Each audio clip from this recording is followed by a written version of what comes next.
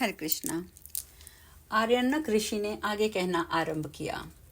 पूर्व काल की बात है, मैं तत्व ज्ञान की इच्छा से ज्ञानी गुरु का अनुसंधान करता हुआ बहुत से तीर्थों का भ्रमण करता रहा, किंतु किसी ने मुझे भी तत्व का उपदेश नहीं दिया। उसी समय एक दिन भाग्यवश मुझे लोमश मुनि मिल गए। वे स्वर्गलोक से तीर्थ यात्रा के लिए आए थे।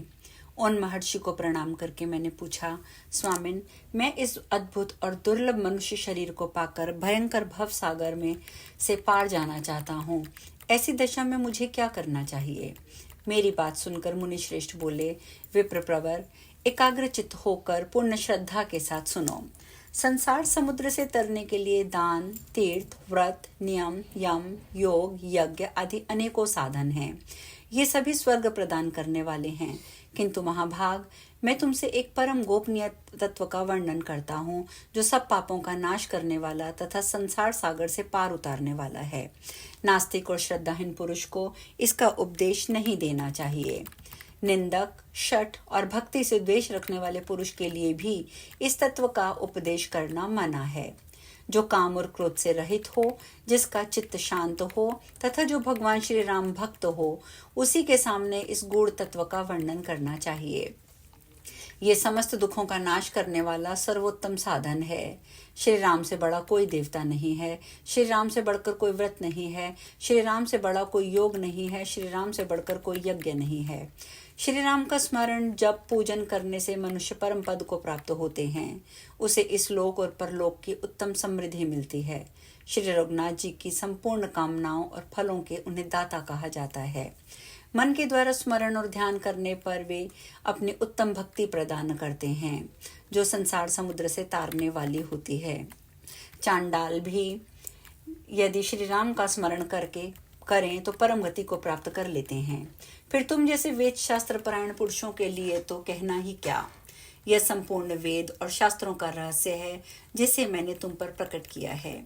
अब जैसा तुम्हारे विचार हो वैसा ही करो। एक ही देवता श्री राम, एक ही व्रत है, उनका पूजन एक ही मंत्र है, उनका नाम एक ही शास्त्र है, उनकी स्तुति है।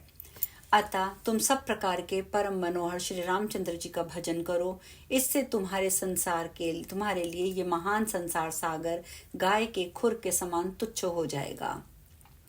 महर्षि लोमश का वचन सुनकर मैंने पुनः प्रश्न किया, मुनिवर, मनुष्यों को भगवान श्री राम का ध्यान और पूजन कैसे करना चाहिए? यह सुनकर उन्होंने स्वयं श्री राम का ध्यान करते हुए मुझे सब बातें बताईं। साधक को इस प्रकार ध्यान करना चाहिए। रमणीय अयोध्या नगरी परम विचित्र मंडपों से शोभा पा रही है। उसके भीतर एक कल्प वृक्ष है, जिसके मूल भाग में परम मनोहर सिंहासन विराजमान है। वह सिंहासन बहुमूल्य मरकतमणि, सुवर्ण, नीलमणि आदि से सुशोभित है और अपनी कांति से गहन अंधकार का नाश कर रहा है। वह सब प्रकार की मनोभिलाषित समृद्धियों को देने वाला है। उसके ऊपर भक्तों का मन मोहने वाले श्री रघुनाथ जी बैठे हुए हैं। उनका दिव्य विग्रह दूर व दिल के समान श्याम है, जो देवराज इंद्र के द्वारा पूजित होता है। भगवान का सुंदर मुख अपनी शोभा से राका के पूर्ण चंद्र को भी, कमनीय कांति को भी तिरस्कृत कर रहा है। उनका तेजस्वी ललाट अति सुंदर और अष्टमी के अर्धचंद्र की सुषमा को धारण करता है। मस्तक पर काले काले घुंघराले केश शोभा पा रहे हैं। मुकुट की मणियों से उनका मुखमंडल उद्वासित हो रहा है। कानों में पहने हुए मकराकर कुंडल और सौंदर्य से भगवान की शोभा बढ़ा रहे हैं। मूंगे के समान सुंदर कांति धारण करने वाले लाल लाल होंठ बड़े मनोहर जान पड़ते हैं। चंद्रमा की किरणों से होड़ लगाने वाले दंत पंक्तियां तथा जपा पुष्प के समान रंग वाली जीवा के कारण उनके श्रीमुख का सौंदर्य और भी बढ़ गया है। शंख के आकार वाला कमनीय कंठ, जिससे शंख आदि चारों वेद और संपूर्ण शास्त्र निवास करते हैं, उनके शिव विग्रह को सुशोभित कर रहा है। श्री रघुनाथ जी सिंह के समान ऊंचे और मासल कंधे वाले हैं। वे कयूर और कणों से विभूषित विशाल भुजाएं धारण किए हुए हैं। उनकी दोनों बाहें अंगूठी में जड़े हुए हीरे की शोभा से दीप्यमान और घुटनों तक लंबी हैं। विस्तृत वक्षस्थल लक्ष्मी के निवास से शोभा पा रहा है। श्री वत्स आदि का चिन्हों से अंकित होने के कारण भगवान अत्यंत मनोहर जान पड़ते हैं। महान उदर, गहरी नाभि तथा सुंदर कटिभाग उनकी शोभा बढ़ाते हैं। रत्नों की बनी हुई करघनी के कारण श्री अंगों की सुषमा बहुत बढ़ गई है। निर्मल उरु और सुंदर घुटने भी सौंदर्य वृद्धि में सहायक हो रहे हैं। भगवान के चरण जिनका योगी लोग ध्यान करते हैं बड़े कोमल हैं। उनके तलवे में वज्र, अंकुश और यत्न आदि की उत्तम रेखाएं हैं। उन युगल चरणों से श्री रघुनाथ जी की विग्रह बड़ी शोभा पा रही है। इस प्रकार ध्यान और स्मरण करके तुम संसार सागर से तर जाओगे। जो मनुष्य प्रतिदिन चंदन आदि सामग्रियों से इच्छानुसार श्री रामचंद्र जी का पूजन करता है, उसे इहलोक और परलोक की उत्तम समृद्धि प्राप्त होती है। तुमने श्री राम के ध्यान का प्रकार पूछा है, सो मैंने तुम्हें बता दिया। इसके अनुसार ध्यान करके भव सागर से पार हो जाओ। आर्यनक मुनि कहते हैं, मुनि श्रेष्ठ, मैं आपसे पुनः कुछ प्रश्न करता हूँ, मुझे उत्तर दीजिए। महामते, गुरुजन अपने सेवक पर कृपा करके उन्हें सब बातें बता देते हैं। महाभाग, आप प्रतिदिन जिनका ध्यान करते हैं वे श्री राम कौन हैं, उनका चरित्र कौन कौन से हैं, यह बताने की कृपा कीजिए। द्विश्रेष्ठ, श्री राम ने किस लिए अवतार लिया था, वे क्यों मनुष्य शरीर में प्रकट हुए थे, आप मेरा संदेह निवारण करने के लिए सब बातों को शीघ्र बताइए। मुनि के परम कल्याणमय वचन सुनकर महर्षि लोमश ने श्री रामचंद्र जी के अद्भुत चरित्र का वर्णन किया। वे बोले, योगेश्वरों के ईश्वर भगवान ने संपूर्ण लोगों को दुखी जानकर संसार में अपनी कीर्ति फैलाने का विचार किया।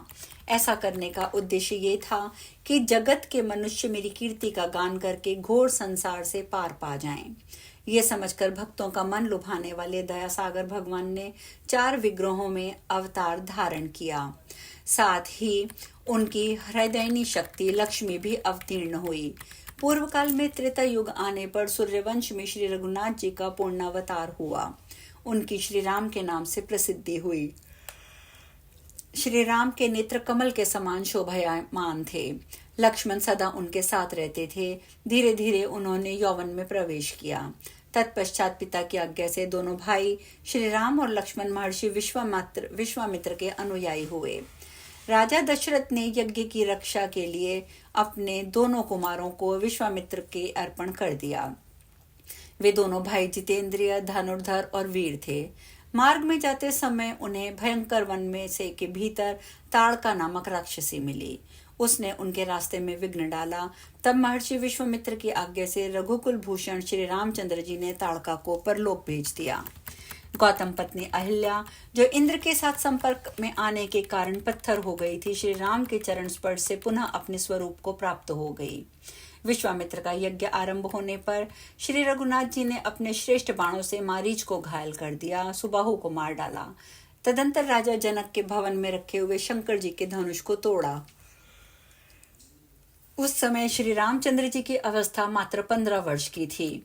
उन्होंने 6 वर्ष की अवस्था वाली मिथिलेश कुमारी सीता को, जो परम सुंदरी और अयोनिजा थी, वैवाहिक विधि के अनुसार ग्रहण किया। इसके पश्चात श्री रामचंद्र जी 12 वर्षों तक सीता के साथ रहे। 27वें वर्ष की उग्र में उन्हें युवराज बनाने की तैयारी हुई। इसी बीच में रानी केकई ने राजा दशरथ से 2 वर मांगे। उनमें से एक के द्वारा उन्होंने ये इच्छा प्रकट करी कि श्री राम मस्तक पर जटा धारण करके 14 वर्ष तक वन में रहें, तथा दूसरे वर में ये मांगा कि मेरे पुत्र भरत युवराज बनाए जाएं। राजा दशरथ ने श्री राम को वनवास दिया। श्री रामचंद्र जी 3 रात्रि तक केवल जल पीकर रहे। चौथे दिन उन्होंने फलाहार किया। 5वें दिन चित्रकूट पर पहुंचकर अपने लिए रहने का स्थान बनाया। इस प्रकार वहां 12 वर्ष व्यतीत हो गए। तदंतर 13वें वर्ष के आरंभ में वे पंचवटी में जाकर रहने लगे। महामुने, वहां श्री राम ने लक्ष्मण के द्वारा शूर्पणखा नामक राक्षसी को उसकी नाक कटाकर कुरूप बना दिया। तत्पश्चात वे जानकी के साथ वन में विचरण करने लगे। इसी बीच में अपने पापों का फल उदय होने पर 10 मस्तक वाले राक्षस राज रावण सीता को हर ले जाने के लिए वहां आया और माघ कृष्ण अष्टमी को वृंद नामक मुहूर्त में, जबकि श्री राम और लक्ष्मण आश्रम पर नहीं थे, उन्हें हर ले गया। उसके द्वारा अपहरण होने पर देवी सीता कुरूरी की भांति विलाप करने लगी। हे राम, मुझे राक्षस हर कर लिए जा रहा है, मेरी रक्षा करें, रक्षा करें। रावण काम के अधीन होकर जनक किशोरी सीता को लिए जा रहा था। इतने में पक्षीराज जटायु वहां पहुंचे। उन्होंने राक्षस राज रावण के साथ युद्ध किया, किंतु स्वयं ही उनके हाथ से मारे जाकर धरती पर गिर पड़े। इसके बाद 10वें महीने में अगहन शुक्ल नवमी के दिन संपत्ति ने वानरों को ये बात की सूचना दी कि सीता देवी रावण के भवन में निवास कर रही हैं। आज हम कथा में यही विश्राम लेंगे। शेष कथा कल। हरे कृष्णा।